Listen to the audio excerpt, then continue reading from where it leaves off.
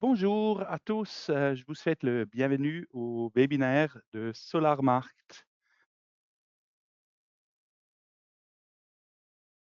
Aujourd'hui, on va parler des produits de Huawei. C'est Gabriel Blaise qui va être le leader du webinaire aujourd'hui. C'est sur les onduleurs, les optimiseurs et les systèmes de stockage de Huawei qui va vous présenter ce qui a changé, les produits qui sont nouveaux dans la gamme.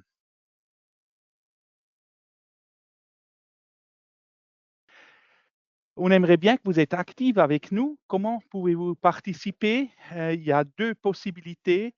Pendant le webinaire, posez les questions en écrit. Moi, je vais essayer de les placer, chez Gabriel. Comme ça, il pourrait répondre pendant la présentation et sinon, on va les prendre à la fin. Après le webinaire ou à la fin du webinaire, on va couper l'enregistrement et vous auriez la possibilité de lever la main et comme ça, on pourrait parler sur les questions qui sont encore là, mais ce serait en privé, un groupe un peu plus petit, hein, en privé, qu'on pourrait utiliser et encore y parler sur les questions.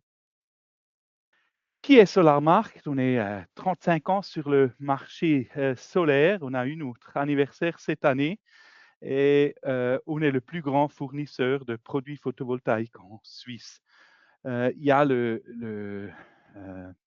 logo Top PV Supplier qu'on a gagné depuis 2016. 2016, c'était la première fois qu'on pouvait l'obtenir et on a gagné toutes les années. On est très content parce que c'est les installateurs qui font la qualification. Alors, pour nous, ça nous dit qu'on fait un job qui est bien, mais on sait qu'il faut toujours être en marche et améliorer tout le temps, être en progrès et pas rester sur sa position, ça va pas aider dans le futur. On a différents services qu'on a pour les installateurs. C'est comme aujourd'hui, les formations qu'on fait, c'est l'assistance technique qu'on a chez nous, en maison, et on vous aide aussi si vous faites la première fois des installations d'une sous-construction au Novotegra. On vient sur place pour vous montrer comment, qu'il faut le faire, comment qu'il faut le monter. On a un logiciel, le Solar Pro Tool, avec lequel vous pouvez faire toute la planification. La version limitée sur la sous-construction, elle est gratuite. Si vous avez la possibilité de faire des plans de string et toute l'électrification, les onduleurs, les batteries, le dimensionnement, là, c'est une licence qu'il faut payer. Mais comparé avec l'autre licence sur le marché, c'est un bon prix. Vous pouvez utiliser ce Solar Pro Tool. Ça, j'ai déjà dit, ouais, c'est sur le Solar Pro Tool. Alors, il y a plein de choses qu'on peut faire avec, des dessins en 3D et des visualisations. Sur les accumulateurs commerciaux, c'est quelque chose qui a commencé vraiment cette année, voire en plus en Suisse allemande qu'en Romandie encore. Mais Gabriel peut nous dire peut-être s'il y avait déjà eu plusieurs projets en Suisse romande aussi. Euh, Oui, mais effectivement pas dans la même ordre de grandeur qu'en ah, Suisse. ah. Ah. Alors que vraiment les systèmes de stockage sont devenus plus grands et on voit que aujourd'hui c'est wirtschaftlich d'avoir un système de stockage parce qu'autrement les grands systèmes ils vont pas se vendre. On voit que c'est l'industrie qui les utilise. Alors c'est vraiment un segment très intéressant quand les autres produits baissent en prix, quand le marché diminue un peu, c'est une possibilité de trouver de nouveaux marchés avec les systèmes de stockage très intéressants. Alors un marché qui a augmenté énorme. Ça, c'est la situation chez SolarMarkt. En jaune, vous voyez le nombre de systèmes qu'on a vendus. En 2024, encore pas beaucoup. En 2025, c'était 7 fois plus de systèmes qu'on a pu vendre, c'est y compris l'octobre. Alors novembre, décembre, je n'ai pas encore là dans les données. Et la capacité en rouge, c'est fois 11.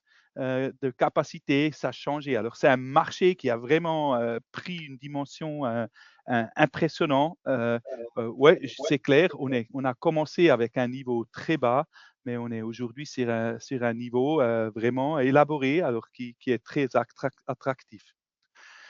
Vous êtes ici dans notre webinaire, alors vous connaissez notre page, mais c'est quelque chose, gardez aussi, on est en train de placer plus de webinaires et aussi de formations. Il y aura de nouveau une formation en Romandie, sur place, à Morat, qu'on va faire. C'est l'idée de le faire 2 fois par année. Que venez sur notre site web, gardez, il y aura toujours quelque chose de nouveau qui est là pour vous. Suivez-nous sur les réseaux sociaux. C'est ça. On essaye aussi de faire des choses en français. C'est pas encore parfait. Il nous faut encore un concept, comment qu'on va le faire dans le futur, de trouver que la langue française, elle est plus présente dans le futur aussi chez SolarMarkt. C'est quelque chose qui est important et qu'on y travaille. Alors, on va augmenter la qualité aussi ici. Ma partie, je ne vais pas prendre trop de temps à Gabriel. Je vais te donner que toi, tu peux partager. Non, ça, c'est faux. C'est pas moi, je dois arrêter, mais Oui, désolé pour le petit retard. J'étais ouais, là à 6h50, mais je me battais avec PowerPoint, puis je me suis dit que ma meilleure chance était de redémarrer. Et puis ça a fonctionné, mais ça a pris quand même 5 minutes. parfait, parfait. Moi, je suis content. On est là, ça marche. Et alors, à toi de présenter. Tu peux Alors, j'ai partager, pas ça encore marche? le bouton partager là. Hein? Il est pas. Ou faut que je fasse quelque chose Un ou... moment, je vais chercher si. Voilà. Maintenant, tu devrais avoir en bas au milieu un bouton de plus. Ah, encore peut-être comme ça. Voilà, maintenant. C'est bon? Ouais. Ok, parfait. Ben, merci David pour cette présentation. Je pense qu'effectivement, bah, ceux qui sont là, ils sont déjà au courant effectivement de la page avec les webinaires, mais je rencontre souvent des installateurs qui me demandent, mais est-ce qu'il y a des formations? Quand est-ce qu'on peut? Et donc je pense qu'il faut insister effectivement pour que tout le monde soit bien au courant, qu'on fait Mmh. régulièrement à la fois des formations en présentiel, mais aussi pas mal, SolarMarkt fait beaucoup de webinaires, ce qui permet à tout le monde d'assister à distance. Et puis là, si vous avez des questions, vous pouvez les poser dans le chat et puis David fera le tri et puis il posera les questions, quoi. Mmh. Et puis à la fin, on pourra encore regarder s'il reste des choses qui n'ont pas été répondues, quoi. Repetite voilà, présentation Huawei, on va aller rapidement. J'imagine que vous On ne connaissez voit pas déjà. encore, Gabriel. Pardon? On ne voit pas encore ta présentation. Ah bon? Alors faut peut-être que je recommence parce que j'ai Ouais, mis partager l'entièreté de il faut l'écran. encore Ah, l'accepter. attends, Tu impossible as de un bouton partager. de plus Nous encore. rencontrons des difficultés. Ah, attends, je vais recommencer parce qu'il m'a dit que c'était impossible. Si je fais comme ça, mais je vais refaire quand même écran complet. Parfait, maintenant ça vient. Ouais, On voit la on voit la présentation? présentation et maintenant Parfait. même dans le mode parfait, présentation. Oui, Très bien, super. merci. Merci David. Donc voilà, petit rappel, donc Huawei, hein, de 207 000 employés, 170 pays, 140 000 brevets aussi. Donc on est aussi en pointe pour tout ce qui est défense de la propriété intellectuelle, hein. Numéro 5 pour l'investissement en recherche et développement, donc sur toutes les entreprises qui investissent le plus dans la recherche, hein. Les premiers, c'est Meta, donc Facebook et compagnie, Alphabet, donc c'est Google. Il y a encore Microsoft et Apple. Et puis voilà, on a juste après Huawei qui arrive. Et donc vis-à-vis de tous ces investissements, voilà, on a plus de la moitié des employés qui font de la recherche et développement chez Huawei. Dans une diversité d'activités, donc la mission est assez large, hein. Bring digital to every person, home and organization for a fully connected Intelligent World. Donc ça, c'est la mission globale de Huawei. Après, il y a une mission aussi Digital Power, qui est notre division, qui est plus centrée sur justement tout ce qui est transition énergétique et production d'une énergie bas carbone. Et donc là, on a un petit aperçu, voilà, de toutes les activités et puis des types de clients. Donc on sert aussi bien les clients finaux, typiquement quand on vend des téléphones, que le cœur historique de métier et encore aujourd'hui une grande partie de l'activité avec les opérateurs télécoms. Donc en Suisse, Sunrise, Swisscom, Salt, qui ont leur propre réseau d'antennes et donc d'appareillage physique, et les entreprises, donc que ce soit les entreprises vis-à-vis de SolarMart et puis des installateurs, ou aussi tout ce qui est entreprise pour la partie réseau, connectivité. Donc là, on a voilà, appareil, ça c'est les téléphones. Solution pour l'automobile, la partie plutôt software, intelligence. Connectivité, tout ce qui est réseau, hein, routeur Wi-Fi, antenne 5G, tout ce type de choses. Informatique, donc aussi beaucoup de recherche et développement sur tout ce qui est intelligence artificielle et puissance de calcul et voilà, intelligence au global. Tout ce qui est cloud aussi qui se développe énormément, et donc ce qui nous intéresse le plus, Digital Power, dans lequel on a donc Smart PV pour Smart Photovoltaïque, qui est l'essentiel de l'activité de Digital Power en Suisse aujourd'hui. Là, on voit un petit aperçu du développement de l'activité de Digital Power. Donc, on est à 9,4 milliards de dollars de chiffre d'affaires en 2024. 2025, ça a encore gentiment progressé. Donc ça, environ 10 milliards, ça fait moins de 10% de l'activité de Huawei, tout en étant dans les plus grands fabricants d'onduleurs au monde. Donc on est à la fois très grand parce qu'on est dans les plus grands fabricants d'onduleurs, et à la fois petit au sein de Huawei, comme c'est moins de 10% de l'activité de l'entreprise au total. Et donc dans Digital Power, on a Smart PV avec les onduleurs, les batteries, bandes de recharge résidentielles, mais aussi tout ce qui commence à se développer de plus en plus, tout ce qui est réseau de charge avec les chargeurs DC, donc 50, 60 kW, puis qui peuvent monter à plus de 200 kW. Drive One, là, c'est plus la partie vraiment hardware, matériel pour les voitures électriques, donc les packs de batterie, les moteurs électriques, voilà, tout ce qu'il faut pour faire une voiture. Data center, donc là, c'est tout ce qui est avec les data centers, hein, qui peuvent aussi bien être chez Swisscom, Sunrise, ou des entreprises qui font du cloud. Et Side Power, là, c'est tout ce qui est alimentation, typiquement de réseaux de télécommunications, d'antennes 5G, pour être sûr qu'en fait, ils soient toujours alimentés. Parce qu'il faut bien s'imaginer que si on avait une pénurie d'électricité, tout le réseau télécom a besoin d'électricité. Donc, pour pas qu'en cas de pénurie d'électricité, on perde aussi les communications, les réseaux d'antennes 5G, 4G doivent avoir un backup de batterie pour assurer une autonomie de plusieurs jours en cas de souci d'approvisionnement électrique. Si on va un peu plus dans le Smart PV, on a différents domaines suivant la taille un peu des installations. Donc en Suisse, on est très centré sur ce qui est résidentiel et commercial et industriel, parce qu'on est essentiellement en toiture. Après, on a aussi également les batteries, hein, aussi bien pour le résidentiel que le commercial et l'industriel, mais aussi les batteries pour la partie que j'appelle utility. Donc, si vous avez une traduction en français, ça m'intéresse, j'ai jamais tellement trouvé. C'est les grandes centrales, ce qui peut être les centrales alpines en Suisse. Donc, dès lors qu'on parle de plusieurs mégawatts.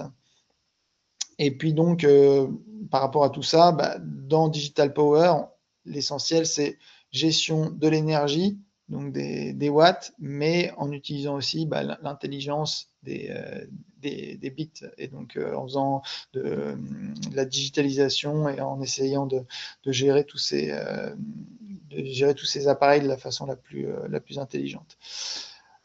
Comme pour Huawei au global, il y a énormément d'employés qui sont affectés à la recherche et développement. Donc pour la partie Digital Power, on a plus de 3000 personnes qui font de la recherche et développement. Et puis voilà, différents centres répartis dans le monde, avec forcément un fort focus sur les centres de recherche et développement en Chine, mais aussi la partie design. Donc voilà, en Suisse, on travaille sur tous les différents aspects classiques que couvre Huawei au niveau mondial, hein, les opérateurs réseau, Swisscom, Sunrise Salt, les grandes entreprises, la partie électronique grand public qui peut aussi être achetée en Suisse, et la partie Digital Power où j'ai mis voilà, notre distributeur préféré pour les différents cas de figure pour Digital Power.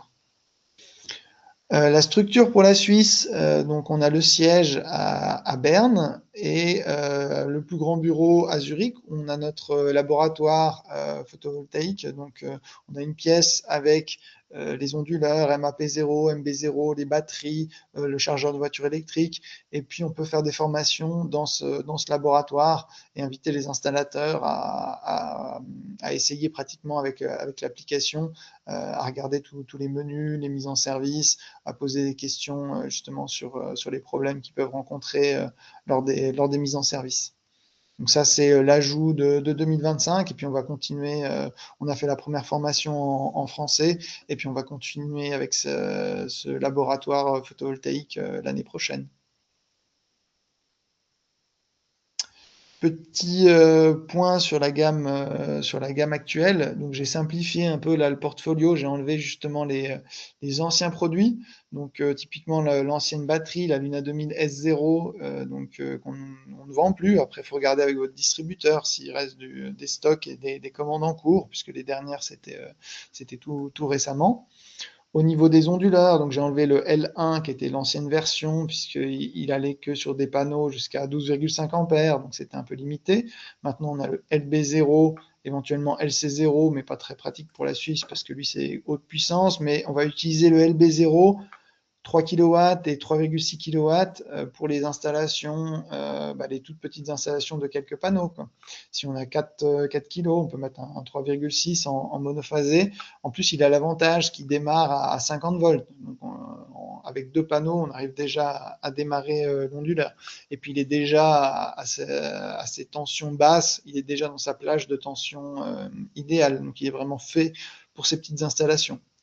Après, de 5 à 12, on a l'EMAP0, donc, qui est le nouveau aussi de cette année, qui est capable de faire un backup triphasé. Donc, c'est un onduleur asymétrique. Il est capable de produire différemment sur chacune des phases.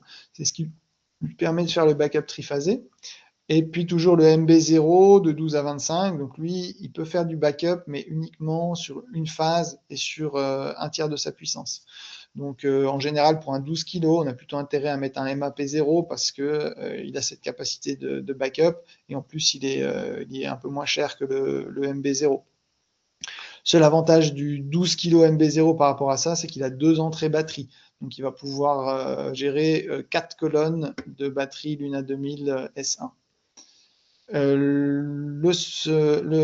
Donc la Smart AC Wallbox, le chargeur de véhicule électrique, ça on le garde, hein, qui est idéal pour les maisons en résidentiel, puisqu'on peut charger l'excédent photovoltaïque, on peut faire une recharge dynamique, c'est-à-dire en fonction de la capacité de la maison pour pas aller au-delà de la capacité des fusibles de la maison, mais tout en chargeant le plus rapidement possible. Et puis son prix a baissé aussi dans le courant de l'année, donc celle-là, elle s'installe assez fréquemment.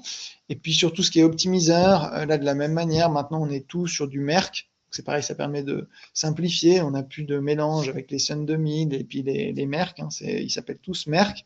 De la même manière, il peut rester du stock chez SolarMark. Donc, si vous avez encore des Sun 2450, Sun 2600, sur la plupart des panneaux, ça va encore bien. Et puis, ces Sun 2000, aujourd'hui, c'est la solution pour faire de l'optimisation partielle. Puisque aujourd'hui, le Merck 600, il a la même règle que le Merck 1100-1300, c'est-à-dire une optimisation totale. Donc, c'est soit on en met sur tout l'onduleur, soit on n'en met pas. Peut-être que ça changera dans le futur avec une mise à jour, mais de toute manière, aujourd'hui, vous avez la possibilité de faire de l'optimisation partielle avec les Sun 2000 encore en stock chez SolarMart. Le MA, qui est donc le nouvel appareil de communication préféré. Alors là, je ne l'ai pas encore mis à jour sur cette slide-là. On va changer le nom. Donc EMA va s'appeler uniquement Smart Assistant parce que voilà, le nom EMA est déjà pris chez d'autres fabricants. Alors, je ne sais pas exactement où, mais voilà, la décision a été prise de changer le nom pour faciliter les choses. Et le SmartGuard pour faire le backup triphasé. Donc aujourd'hui, ce qu'on recommande un peu comme approche commerciale pour les installateurs, c'est de commencer avec le MAP0, parce que pour la plupart des maisons, ça va bien, hein, jusqu'à 13-14 kg, on peut mettre un MAP0 de 12 sans souci, pour faire la conversion DC vers AC des panneaux. Mais aujourd'hui, avec les tarifs de rachat plutôt bas et qui de toute manière vont devenir de plus en plus variables, la plupart des installations sont aujourd'hui avec batterie, donc il est naturel de mettre la Luna 2000 S1. Et puis à côté de ça, en général, le client, il a toujours une installation d'eau chaude, donc soit un boiler, soit une pompe à chaleur SG Ready. Donc c'est intéressant de proposer l'EMA parce que l'EMA justement peut permettre de donner un signal à une pompe à chaleur SG Ready ou via un Shelly d'activer la résistance du boiler, ou éventuellement aussi via le Ascoid de Ascoma qui peut communiquer avec le EMA pour là vraiment faire une injection dans le boiler de exactement la puissance photovoltaïque additionnelle. Donc voilà, ça a toujours du sens de mettre le MA pour faire le comptage et la communication et l'intelligence de l'installation. En plus de ça, le MA il est prêt pour le futur pour faire tout ce qui est tarification dynamique. Mais une fois qu'on a mis le MA et qu'on a un MAP0, la différence de prix avec le SmartGuard, ça se chiffre à voilà, 150, 200 francs. Je ne connais pas le prix exact, mais c'est assez raisonnable par rapport au prix de toute l'installation. Donc si on a la place chez le client, ça a aussi du sens de mettre le SmartGuard. Comme ça, le client il a en plus son backup pour une somme additionnelle qui est raisonnable. Donc voilà, on appelle ça le Swiss Package. Avoir le MAP0 plus la Luna 2000 S1 plus le SmartGuard. Après, suivant la toiture, vous mettez les optimiseurs s'il y a besoin ou pas, quoi. Donc, typiquement, si vous avez 3 orientations, comme le MAP0, il n'a que 2 MPPT, ça a du sens d'utiliser les optimiseurs ou des ombrages, bien sûr. Ah là, SmartGuard. Donc là, on a un petit peu le détail technique. Aussi des choses importantes à ne pas oublier. Donc, comme le EMA fait à la fois la communication et le comptage, il ne faut surtout pas ajouter de dongle dans l'installation, puisque le dongle va vouloir être maître, faire la communication et le Smart Assistant aussi. Et donc, les deux vont rentrer en conflit. Donc, on ne peut pas avoir EMA et dongle sur la même installation. De la même manière, le EMA, il fait déjà le comptage. Donc, normalement, il n'y a pas besoin de rajouter un compteur. Après, si vous souhaitez vraiment, typiquement, si on ne veut pas faire passer toute l'introduction dans le SmartGuard, on peut utiliser un compteur externe pour avoir la totalité des consommations de l'installation. La deuxième chose très importante, c'est au niveau de la configuration avec les onduleurs. Le SmartGuard, c'est un boîtier qui permet de faire du backup triphasé, mais ce n'est pas lui qui fait le backup triphasé. Lui, il renvoie juste le courant. Donc en fait, c'est le MAP0 qui est vraiment le cœur du système et qui est capable de faire du backup triphasé. Donc si on met un MB0 avec un SmartGuard, c'est compatible, mais le MB0, lui, il ne saura toujours faire qu'une production sur une phase en mode backup. Donc cette production sur une phase en mode backup, elle est redivisée en 3 dans SmartGuard, mais on a 3 phases non synchronisées entre elles. Donc on ne peut pas alimenter une charge triphasée. Et en plus de ça, si j'utilise un MB0 ou d'ailleurs un M1, je peux avoir qu'un seul onduleur dans l'installation. Je ne peux pas cascader 3 MB0 sur un SmartGuard. Ça, c'est parce qu'ils ne seront pas synchronisés entre eux. Ils ne sont pas faits pour ça. Ils ne seront pas non plus, quoi. Donc voilà, si on veut faire du backup, le conseil c'est vraiment de rester sur le MAP0. Si on a vraiment besoin d'un MB0 de 20 ou de 25 kg parce que c'est une grande install, voilà, là il faut être bien au courant que ce sera qu'un seul onduleur et que le backup sera limité. 63 ampères de comptage aussi pour le MA au maximum quand on passe en traversant. Après, on peut toujours mettre des tors externes si on a plus que 63 ampères. Mais il faut aussi bien se souvenir que le SmartGuard, il est fait que pour les onduleurs jusqu'à 25 kg. Donc souvent, quand j'ai des demandes par rapport à des introductions de plus de 63 ampères, c'est pour mettre avec des onduleurs plus puissants, typiquement à 50 kg, qui n'est pas compatible avec le MA et le SmartGuard. On a aussi un mode bypass sur le SmartGuard. Ça, c'est utilisé uniquement si le SmartGuard est en panne.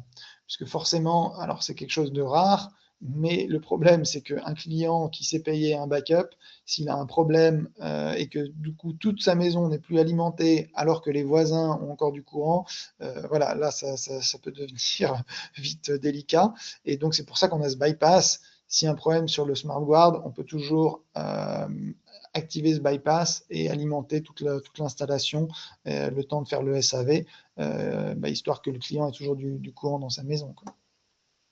Si j'ai plus que 63 ampères, là, je peux aussi faire une division du courant après l'introduction pour faire voilà, un backup avec les moins de 63 ampères avec le Smart Guard et puis un deuxième tableau avec vraiment qui serait hors backup, quoi.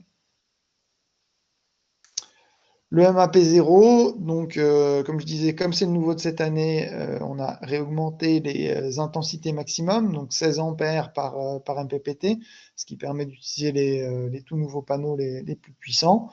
Pour la communication, alors quand on a le Smart Guard, ça va être avec le Smart Assistant à l'intérieur, anciennement MA, on peut aussi utiliser voilà, toujours le dongle VLAN FE ou le Smart Dongle 4G. La détection d'arc électrique, maintenant, il y a à peu près tous les onduleurs qui l'ont, donc il intègre ça. Récupération PID, normalement, il n'y a pas trop besoin en Suisse, c'est pour les climats chauds et humides, mais il l'a aussi si jamais il y a besoin. Et puis, on est comme sur le M1 avec un refroidissement naturel par convection, c'est-à-dire qu'il n'y a pas de ventilateur actif dessus. Donc il y a juste un ventilateur interne pour répartir la chaleur à l'intérieur, mais il fait très peu de bruit. Par contre, forcément, le radiateur peut être très chaud en été, donc ça peut chauffer de manière importante.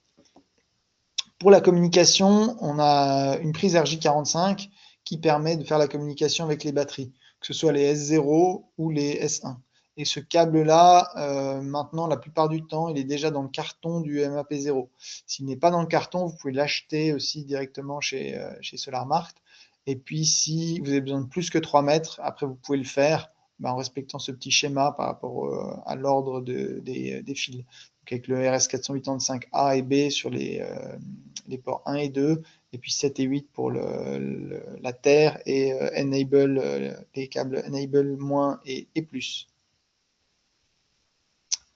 La Luna 2000 S1, j'ai un petit film de thématique de Noël là-dessus, sur la résistance de la batterie. Comme ça, je parle pas tout le temps.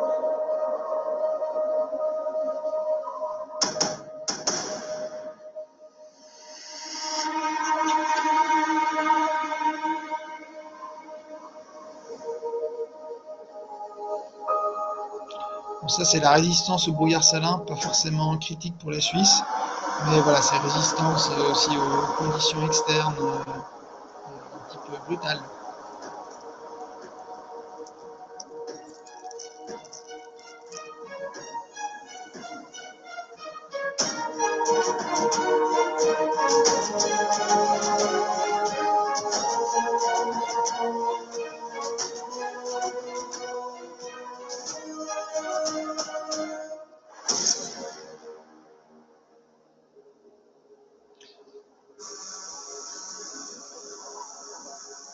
C'est la résistance donc à l'eau testée de 40 cm d'eau pendant 72 heures.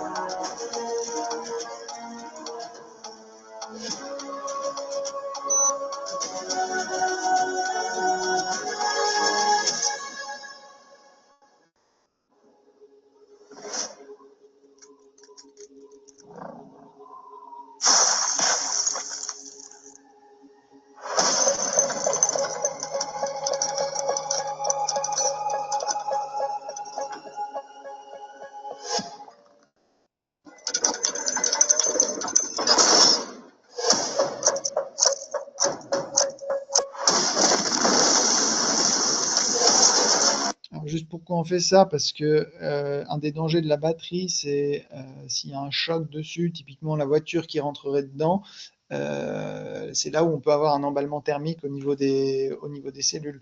Donc la résistance au choc de la batterie, c'est un paramètre de sécurité en plus, quoi. On travaille sur tous les points faibles des batteries lithium fer phosphate.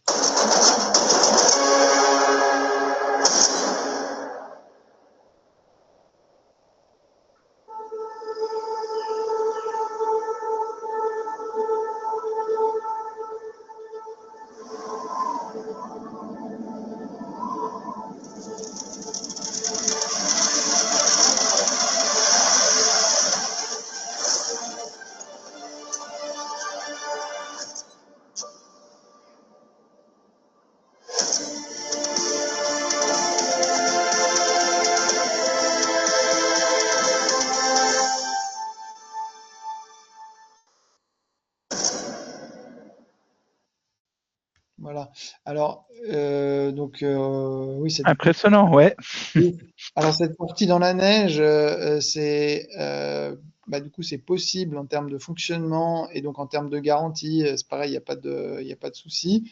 Après, forcément, c'est pas terrible en termes d'efficacité de la batterie. Parce que le lithium, il aime bien être à 20 degrés, donc il aime pas le trop chaud. Pour ça, si vous la mettez en extérieur, il faut quand même l'abriter du soleil.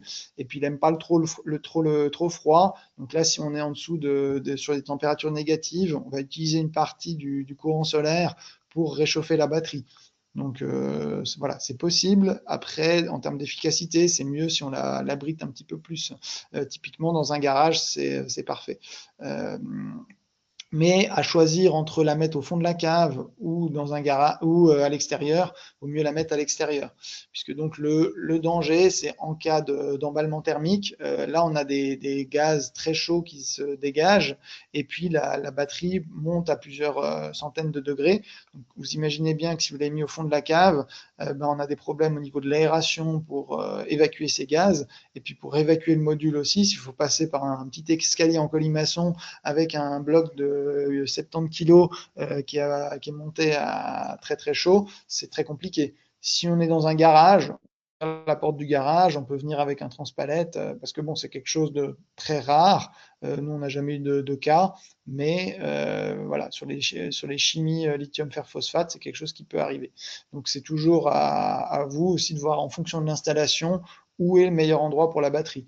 Mais l'avantage de Huawei, c'est justement que vous pouvez la mettre à l'extérieur, que vous pouvez avoir jusqu'à 20 mètres de distance entre la batterie et l'onduleur. Donc ça vous donne quand même voilà, de la flexibilité pour la mettre au meilleur endroit en fonction de l'installation. Et puis alors là, ce qu'on n'avait pas dans la vidéo, peut-être, c'est les aspects sécurité de la cellule. Donc il y a déjà le choix des cellules où on va que sur du haut de gamme avec les meilleurs fabricants de cellules lithium fer phosphate et puis on les teste dans nos propres laboratoires pour faire la sélection. La sécurité électrique, bon, ça vous le savez, maintenant on les empile juste les unes sur les autres, donc ça permet au niveau de la connexion électrique vraiment d'éviter les erreurs. Le suivi de la température et de la tension, ça c'est aussi ce qui permet d'arrêter l'utilisation de la batterie avant qu'on ait un emballement thermique. Puisque justement, il y a une côté une fois que l'emballement est déclenché, là on peut plus vraiment le gérer. Donc là, il y a d'autres solutions, mais le but c'est de voir le problème le plus en amont possible. Donc après, si l'emballement thermique se déclare, mettons la voiture est rentrée dans la batterie, on a un extincteur intégré et on a aussi une valve qui permet d'évacuer les gaz donc liés à l'emballement thermique. Mais ça permet aussi de garantir une bonne sécurité parce que quand on a un emballement thermique sur du lithium fer phosphate, contrairement à d'autres chimies lithium-ion, déjà il n'y a pas d'hydrogène qui se dégage. Puis l'hydrogène, c'est ça qui pourrait donner lieu à une explosion. Donc déjà pas d'explosion. Et puis pour avoir un incendie, il nous faut de l'oxygène. Et c'est pareil, il n'y a pas d'oxygène dans la réaction de l'emballement thermique du lithium fer phosphate. Par contre, ça pourrait aller avec l'oxygène de l'air.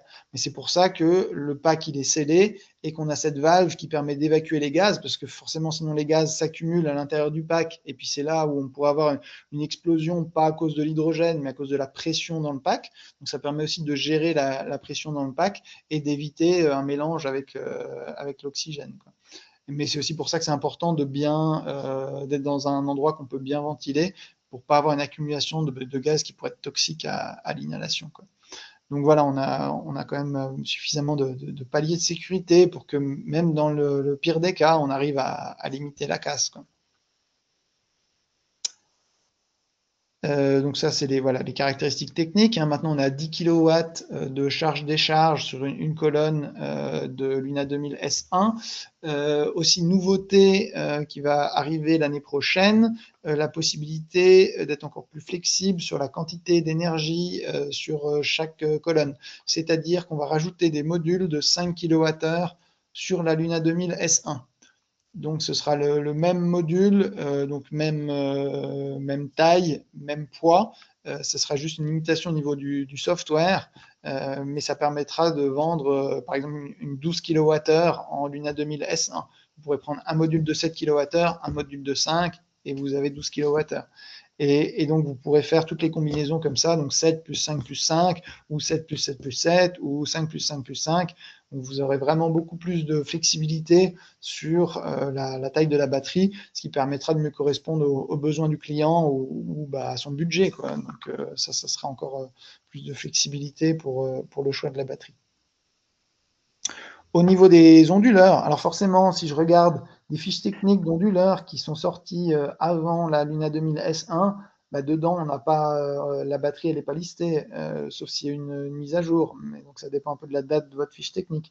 Mais là, si je regarde dans la Luna 2000 S1, j'ai bien tous les onduleurs hybrides qui sont listés, hein, que ce soit en monophasé ou en triphasé. Oui. Gabriel, tu connais, il y a des situations où il y a déjà eu des cas de batteries qui se sont enflammées, des batteries de Huawei.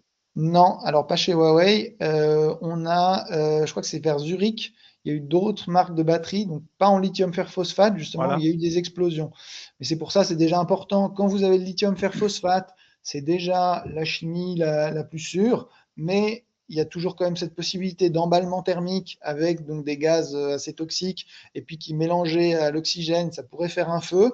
Mais nous, avec tous nos paliers de sécurité en plus, ça permet vraiment de limiter au maximum les risques. C'est un peu l'idée stratégiquement, c'est se positionner un petit peu comme Volvo en disant bah, Huawei, c'est pas le moins cher, mais par rapport à la sécurité de la maison, vous n'êtes pas voilà, à quelques centaines de francs Mhm. de plus. Si vous voulez avoir vraiment quelque chose de sûr, vous mettez la Huawei. Après, comme je disais, il y a des choses par rapport à la chimie qui font qu'il il y aura toujours la possibilité qu'il y ait ce risque d'emballement thermique avec un dégagement de gaz. Et là, c'est la responsabilité de l'installateur de la positionner à un endroit où, le cas échéant, si on avait quelque chose, il n'y aurait pas de, bah, typiquement dans une cave, s'il y a des gaz qui se dégagent, et ben que quelqu'un descend et puis s'intoxique, voilà, ça on pourrait pas totalement l'exclure. Mais si c'est à l'extérieur ou dans un garage avec une grande porte, bah là, au niveau de l'aération, c'est beaucoup plus facile, quoi. Donc, on diminue le risque. D'autres manières de diminuer le risque, ça peut être par exemple de mettre la batterie au mur, donc plus haut, typiquement dans un garage, plus haut que le niveau de du pare-choc de la voiture. Comme ça, si la voiture allait trop loin au moment de se garer parce que le client il est fatigué et puis il n'a pas freiné suffisamment tôt, voilà, si la batterie est plus haut que le pare-choc, à moins que le client il défonce tout le mur, normalement il n'arrivera rien à la batterie. Ou de mettre une protection devant la batterie dans un petit pylône ou quelque chose voilà, pour éviter un choc sur la batterie qui pourrait être un facteur de déclenchement d'un emballement thermique. Ouais. Mais c'est aussi ma connaissance que lithium-fer, c'était pas enflammé encore. Il y avait des cas avec lithium-ion, des batteries Oui. là qui avaient des explosions et c'est quelque chose qu'on veut bien éviter. Et en principe, les batteries qu'on a aujourd'hui, c'est toujours lithium Fer phosphate, ouais. fer Tous les- phosphate la plupart des fabricants sont partis qui est beaucoup plus là-dessus. sécurité. Ouais. Exactement. Puis là, on commence à entendre parler du sodium. Donc aujourd'hui, c'est encore en phase exploratoire, j'ai envie de dire. C'est-à-dire qu'il n'y a pas de, à ma connaissance, il n'y a pas encore de super usine qui fait bah, des volumes comparables par rapport au lithium fer phosphate. Aujourd'hui, les économies d'échelle et donc le rapport qualité et bah, quantité d'énergie et tout ça est encore nettement en faveur du lithium fer phosphate. Et puis, comme tu dis, ça reste dans la catégorie des lithiums la plus sûre, la plus sûre de ces chimies. Mais le sodium pourrait venir à l'avenir changer un petit peu tout ça. Après, l'avantage de Huawei, justement, c'est que comme nous, on ne fabrique pas les cellules, au pire, s'il y a un changement de chimie, voilà, on peut toujours s'adapter. Nous, ça ne requiert pas de changer les usines ou quoi. Très bien, merci. Petite vue d'ensemble, donc avec si j'ai MAP0 et SmartGuard, donc pour faire le backup maximum, ce serait donc trois onduleurs de 12 kg. Je pourrais faire 36 kg avec deux colonnes de batterie à chaque fois. Donc je peux mettre deux colonnes de batterie par entrée batterie sur un onduleur. Donc voilà, ça serait 6 colonnes et 36 kW. Là, je peux déjà aller assez loin. Et puis, bah, deux chargeurs de véhicules électriques. Par contre, hein, pour les PPE, Là, nous, on n'a pas l'OCPP 1.6 dans les chargeurs de voitures électriques, donc il faudra plutôt passer sur d'autres solutions. Mais pour une maison, voilà, là, on arrive bien, quoi. La Package Ready pour l'eau chaude, et puis 20 Shelly. On a rajouté encore des nouveaux Shelly compatibles. Donc, par exemple, on avait le Pro 2 PM jusqu'à maintenant, puis il y a des installateurs qui disaient oui, mais le 1 PM avec un seul contact juste pour le boiler, ça suffit. Et donc là, il faudrait que j'ai la liste mise à jour, mais ça, on va vous la transmettre l'année prochaine. Voilà, il y a des nouveaux Shelly qui seront encore compatibles avec le Smart Assistant. Pas de dongle ni de compteur supplémentaire, hein, sauf cas spécifique. Et puis voilà, on passe toujours par Fusion Solar pour la surveillance. Avec le MAP0 aussi, le passage en mode backup peut se faire jusqu'en 20 millisecondes. Avec le MB0, c'est 100 millisecondes, mais dans les deux cas, ça reste beaucoup plus rapide que ce qu'on avait avant. Quand on avait la backup box, c'était de l'ordre de plusieurs secondes le changement. Et puis on peut se connecter à un générateur diesel si on veut vraiment avoir un backup à toute épreuve. On peut voilà, avoir un signal avec le générateur diesel pour lui dire de se mettre en route quand les batteries arrivent à épuisement. Avec un M1 MB0, hein, comme j'ai bien dit, donc c'est un seul onduleur avec un smart guard et puis un backup monophasé de 130 volts. Donc là, voilà, on a le petit jeu, ça c'est plus pour vous, pour avoir le récapitulatif. Donc on voit vraiment qu'entre la Backup Box B1 et le Smart Guard, il y a pas photo hein, en termes de capacité et de gestion de la complexité. Le Smart Guard est bien meilleur. Et puis voilà, avec le MA, il est aussi prêt pour la tarification dynamique dans le futur. Et le MAP0, forcément, lui, il était fait pour ce backup triphasé. Donc, c'est l'onduleur à préférer pour ce type d'installation. Là, on voit comment connecter tout ça. Hein, donc, on se connecte au Smart Guard avec les pins 1, 2, 3, 4. Puis à chaque fois, on fait 1, 3, 7, 9 sur le MAP0. Puis on voit que le 1, 3, 7, 9, c'est vraiment, ils sont tous les uns à côté des autres. Donc, c'est assez facile. Il faut juste vérifier. Là, il y a quand même un croisement. Donc, mais voilà, avec cette slide-là, vous arrivez à bien tout suivre. Le souci qu'il y a très souvent avec le Smart Guard, c'est la connexion du câble PEN. Donc, parce qu'on a plusieurs câbles pour les entrées des onduleurs, l'introduction, donc les câbles qui viennent de l'intro, les câbles qui repartent au backup, et donc ils vont tous sur la barre qui est à l'arrière du Smart Guard, sauf les fils qui vont du backup. Et donc là, le câble PEN, il doit aller sur cette barre de la mise à la barre de terre du boîtier et pas la barre de terre qui va avec toutes les autres connexions. Donc, ça, vous le retrouvez aussi dans la vidéo de mise en service hein, que vous avez là. Et puis, vous avez le lien direct. Ça, c'est le même récap. Attention avec les optimiseurs, hein, notamment en mode en îlotage.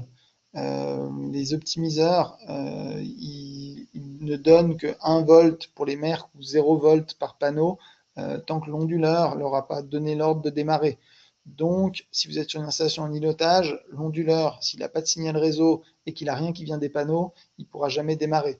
Donc, évitez l'optimisation totale quand vous êtes en îlotage. Et de la même manière, si vous avez un backup, il faut bien se dire que c'est sûr que si vous avez vidé les batteries et que le courant du réseau n'est pas revenu et que vous avez optimisé toute l'installation, eh ben, on va se retrouver dans la même situation qu'en îlotage. Donc les optimiseurs donneront plus de tension. L'onduleur, s'il n'a rien qui vient du réseau, plus rien dans la batterie, il n'a pas la capacité de redémarrer. Donc voilà, c'est quelque chose à savoir. Après, la plupart des coupures, en général, c'est quelques minutes quoi, ou quelques heures. Donc avec la batterie, on a de quoi faire. Mais pour tout ce qui est îlotage ou cas extrême, c'est quelque chose à prendre en compte.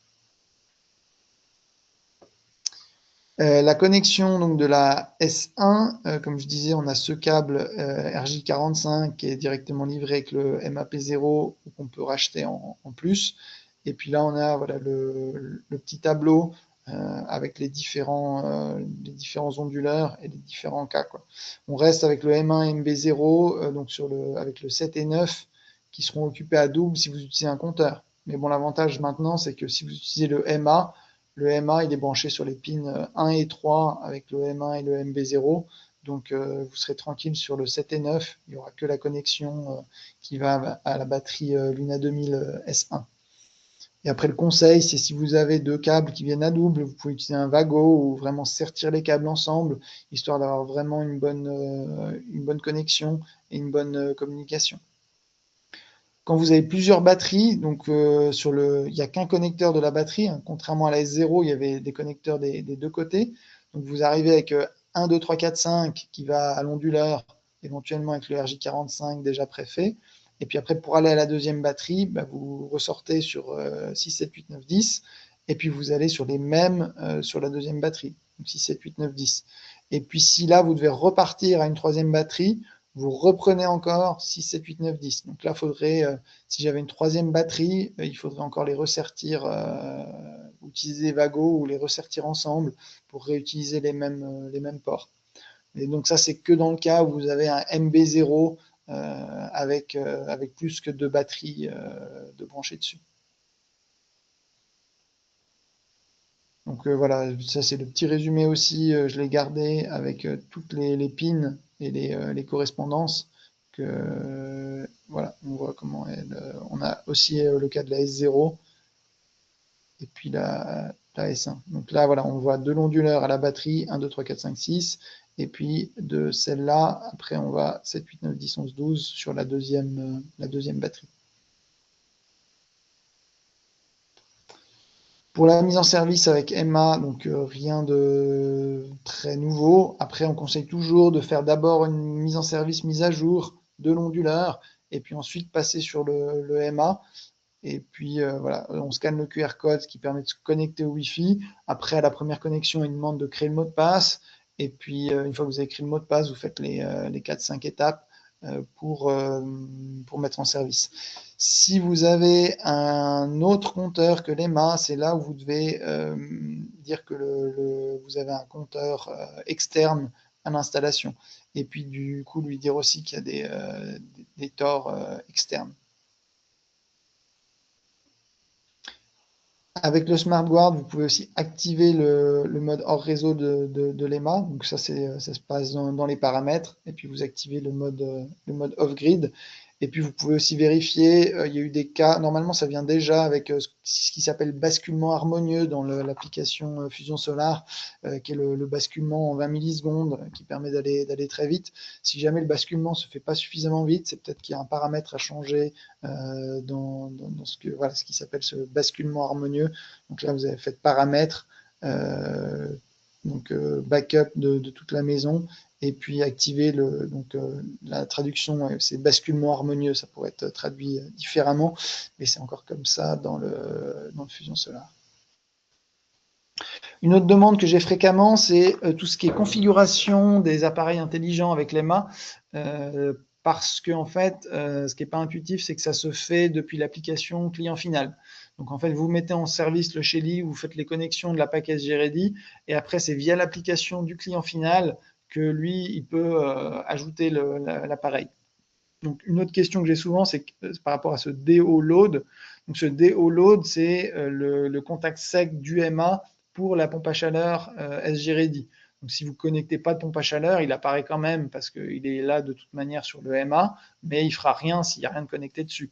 Par contre, voilà, quand vous le connectez à la pompe à chaleur, c'est celui-là qu'il faut configurer et puis c'est au client de décider voilà, quelle période, quel excédent photovoltaïque il veut pour l'activer et donner le signal à la pompe à chaleur qu'on a suffisamment d'excédent. Ce qu'on voit là quand on est dans l'application, donc là c'est le statut de l'appareil. Donc si le DO load, là il est power off, ça veut dire qu'il donne le signal qu'il n'y a pas suffisamment d'excédent photovoltaïque. Et après, là on a le bouton, et donc là c'est pour l'activer manuellement. Si je veux vérifier que ça marche, Vous cliquez sur Power On et puis normalement, au bout de quelques secondes, là, il passe à On.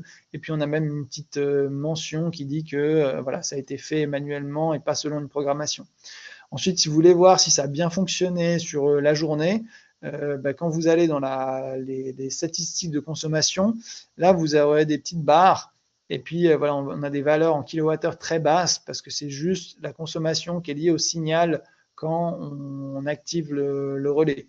Donc, au final, c'est une consommation très faible, mais ça permet de voir si c'était on ou off sur la période et après de recomparer avec les graphiques de production pour voir si c'était cohérent. Ensuite, là, on a cette option batterie, priorité à la batterie. Donc ça, c'est ce qui permet d'éviter que la batterie se décharge dans la borne de recharge pour charger la voiture. Parce qu'il y a des clients, ils veulent pas que leur batterie Luna 2000 se décharge dans la voiture, parce que typiquement la batterie de la voiture, elle fait 60 kWh. Peut-être ils ont une installation de 14 kWh de batterie, puis ils veulent pas tout vider dans la voiture. Après, il y en a qui préfèrent. Donc voilà, ils peuvent décider d'activer ou de désactiver cette option, et puis aussi de donner voilà, des priorités à leurs différentes charges. Après, dans le futur, ça va encore évoluer pour aller encore plus loin, parce qu'il peut arriver qu'il y ait des clients, ils veulent pas forcément, ils veulent charger la batterie en priorité, mais quand même des fois la décharger dans la voiture, en fonction notamment de leur usage ou des prévisions météo ou de la période de l'année. Donc on va essayer d'aller encore plus loin dans le contrôle qu'on donne aux clients. Après, tout le challenge, c'est de rester simple tout en proposant toutes les options désirées. Donc ça, c'est un peu le challenge à résoudre, parce que si ça devient trop complexe, après les clients ils sont perdus et c'est pas forcément bon pour tout le monde. Autre information, donc j'ai parlé du Ascoma, Ascoit pour tout ce qui est optimisation de l'eau chaude. On a aussi, au-delà du SG-Ready, le protocole EE-Bus avec tout ce qui est pompe à chaleur, Vaillant et Bosch. Donc là, ça permet d'avoir aussi un contrôle beaucoup plus pointu de la PAC directement avec Fusion Solar grâce à ce protocole EE-Bus. Alors que quand vous avez SG-Ready, c'est juste un contact on-off en fonction de l'excédent photovoltaïque. Et puis, comme je disais, par rapport à la borne de recharge véhicule électrique, pour les PP ou ce type d'installation, la borne Huawei, elle va pas forcément être idéale si je veux gérer un parc de bornes au-delà de 2. Et donc, on a ouvert aussi le système donc, pour dialoguer typiquement avec des bornes donc Menekes, Keba, ABL. Après, voilà, nous, c'est avec les registres Modbus TCP, donc on pourrait aussi très bien élargir encore à d'autres fabricants. Ça, si vous avez des fabricants auxquels il faudrait ajouter la compatibilité, on peut regarder, vous pouvez faire remonter les informations. Ça, c'est le rappel sur les différents optimiseurs. Comme il reste encore un peu de Sun 2000, voilà, vous avez le tableau direct avec tout ce qui est compatible et pas compatible. Donc voilà, si vous avez besoin d'une piqûre de rappel, ça j'enverrai les slides. Et puis comme ça, voilà, ou même si vous avez des nouveaux collaborateurs, voilà, ça permet de se souvenir que le Sun 2000, c'était avec le 1 kΩ par optimiseur, et puis le Merck, c'est 1 volt par optimiseur.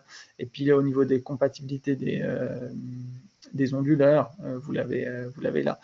Il faudrait que je rajoute peut-être encore le Merck 600 avant de vous l'envoyer, comme ça vous avez vraiment la panoplie complète. Donc, le Merck 600, c'est tous les onduleurs résidentiels, donc jusqu'au 25 kg MB0. Câblage de MA, donc voilà, ça vous avez ce fameux port DO, donc avec 2 types de câblage suivant la pompe à chaleur, donc là vous devez regarder le manuel de la pompe à chaleur, et puis le câblage vis-à-vis de l'onduleur, donc 1 et 3 sur M1, MB0, MAP0. Alors attention pour cascader du MB0 avec du MAP0, enfin n'importe quoi avec du MAP0, c'est encore un peu, on a encore besoin d'une mise à jour software en janvier. Il y a des installations où ça marche, mais en tout cas officiellement ça n'avait pas été testé de cascader des MAP0 avec d'autres puissances d'onduleurs. Mais je vois déjà des installs où c'est déjà câblé comme ça. Donc là c'est pareil, si vous avez des retours, avec des exemples d'installation avec MB0 et 2 MAP0, et puis si tout fonctionne bien, ça m'intéresse d'avoir le retour. Mais voilà, j'ai eu l'info qu'on aurait une mise à jour software pour vraiment s'assurer de cette compatibilité. Petit rappel aussi, quand on a des problèmes de communication avec les optimiseurs, ça peut être aussi lié au câblage. Donc pour vraiment diminuer les perturbations qu'on peut avoir sur la communication avec les optimiseurs, il faut que le câblage plus et moins des strings soit le plus proche possible.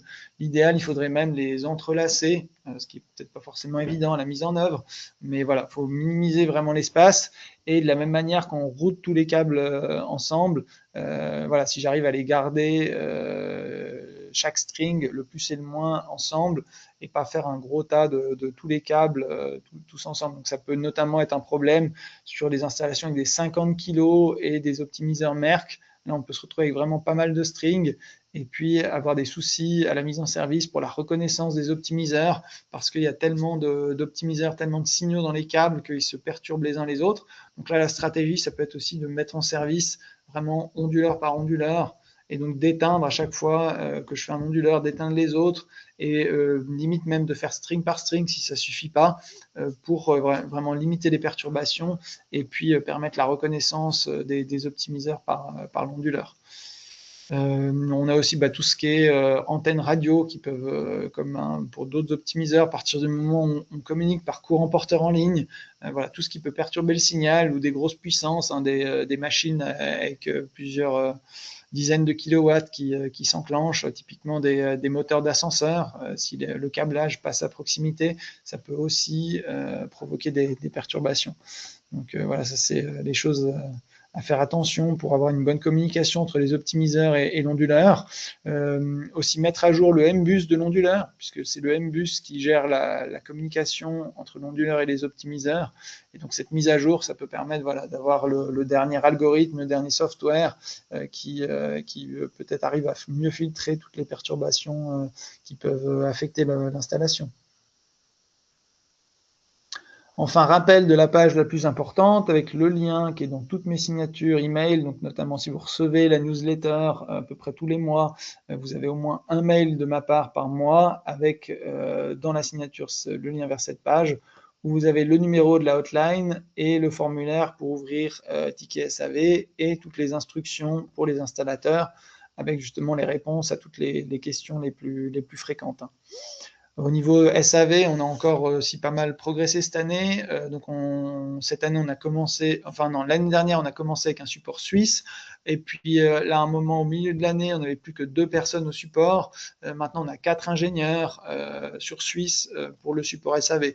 Donc quand vous appelez le 00800 33 666 666, vous avez d'abord la Roumanie qui vérifie que vous avez bien un appareil sous garantie et après il transfère à la Suisse. Donc on a 2 francophones dans cette équipe et encore deux anglophones en plus, dont il y a aussi 3 germanophones. Vous pouvez un peu choisir la langue qui va le mieux, sachant qu'on a dans le lot une Roumaine qui parle en anglais, mais qui a l'avantage d'avoir déjà fait plus de 2 ans de support en Roumanie, donc au siège mondial pour le support. Donc elle a aussi une très forte expérience sur le côté technique. Donc voilà, on a à la fois des gens bien bilingues et puis d'autres très pointus sur le côté technique. Et puis au niveau product manager, on a aussi encore renforcé avec un product manager sur toute la partie résidentielle et un product manager dédié pour tout ce qui est commercial et industriel, donc notamment cette batterie de 215 kWh dont la capacité va augmenter aussi l'année prochaine. Donc voilà, encore plein de choses à venir pour l'année prochaine. Et puis on se réjouit de découvrir tout ça. Est-ce qu'il y a des questions? Ah, je n'entends pas. David, tu es mute. Ouais, une seconde. Non, il n'y a pas des questions écrites qui sont entrées. Alors, on a eu la question que je t'avais posée avant Oui. sur la chimie des batteries et s'ils sont enflammables. Non, je pense qu'on attend peut-être encore un court moment Si, pour alors des attends, questions. moi, je vois des Et... questions, hein. Il y a une question sur le recyclage. Oh, Donc, les hein? mesures mises en place en Suisse, Europe, au monde pour le recyclage. Alors, je ne sais pas si c'est les Oh, je batteries ou les. m'excuse. Ouais, Oui, il y en a plusieurs, hein. Il y en a oui, 3 oui, questions. C'est ça que tu vois aussi? oui, oui. Ah. Donc, pour le recyclage, alors il y a deux choses. Il y a les onduleurs. Donc là, c'est tout ce qui est déchets électroniques. Donc, on paye la taxe liée aux onduleurs. Et puis ça, après, c'est une filière. Voilà, c'est la filière des déchets électroniques qui est structurée au niveau suisse. Et donc là, je pense qu'ils démantèlent tout et puis ils récupèrent ce qui peut être récupéré. Après, vous pouvez aussi aller voir, hein, il y a des entreprises qui se spécialisent dans tout ce qui est maintenance, réparation. Ils sont friands de pièces détachées. Mais j'ai envie de dire, même pour vous, ça peut être intéressant parce que donc vous avez des kits de pièces détachées disponibles chez SolarMart, mais il peut arriver que dans les kits de pièces détachées, il n'y ait pas exactement tout ce que vous voulez. Donc vous, si vous avez un onduleur qui est KO ou qui part en garantie, alors on récupère nous toujours les vieux qui partent en garantie.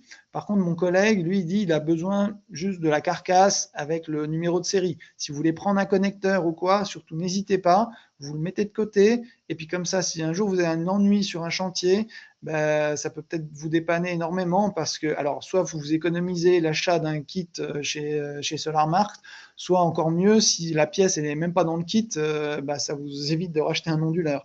Donc ça peut être pas mal d'avoir un petit stock de pièces détachées. Après, il y a la partie batterie, et puis là, c'est la même chose. Donc, on a cette taxe Innobat, que il me semble c'est Huawei qui la paye directement parce que c'est nous qui importons. Et puis ensuite, donc voilà, Non, SolarMart répercute les. Oui. uh-huh. Je pense que nous, on est l'importeur, mais peut-être ça dépend. Oui, je crois que ça Ça dépend des dépend des acteurs, entreprises, parce qu'il hein. y en Ouais, a ouais, effectivement qui sont déjà habitués à importer du ouais. lithium, puis ils préfèrent tout déclarer ensemble. Mais dans tous les cas, que ce soit SolarMart ou Huawei, on paye cette taxe Innobat, et puis c'est cette taxe qui permet de structurer la filière et donc de récupérer toutes les batteries au lithium, quel que soit le fabricant, et puis de les traiter correctement pour les recycler, quoi. Ouais. Parfait, ouais. Alors, avez-vous des cas où la batterie s'est enflammée? Donc ça, oui, c'est ce que je disais, on n'a pas eu de cas au niveau de Huawei, mais voilà, le lithium fer phosphate, on peut avoir ce qui s'appelle emballement thermique, ce qui suffit pas à créer un feu, hein. Typiquement avec la grande batterie de 215 kWh, là on insiste vraiment pour la mettre à l'extérieur parce que bah, ces gaz qui se dégagent, ça peut être voilà, des gaz à plus de 300 degrés. Donc même si en eux-mêmes ils ne font pas un feu, si vous avez du bois ou n'importe quoi d'inflammable à proximité bah, d'une source de chaleur à 300 degrés, c'est ça qui peut provoquer un départ de feu. Et puis dès que après vous avez un départ de feu, bah, ça peut être le niveau des dominos, quoi. Et vous savez pas après où ça s'arrête. Typiquement, c'est pour ça qu'à côté d'une grande batterie de 215 kWh, on veut pas qu'il y ait une place de parking à côté.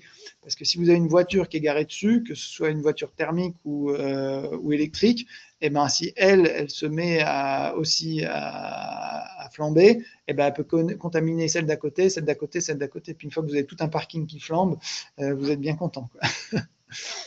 Et il y a encore une question sur Oui. si on peut mixer les batteries S1 et S0. Je pense que non, ça va pas, les systèmes différents, mais on peut les agrandir. Un système S1, on peut l'agrandir de 7 à 14 à 21, hein.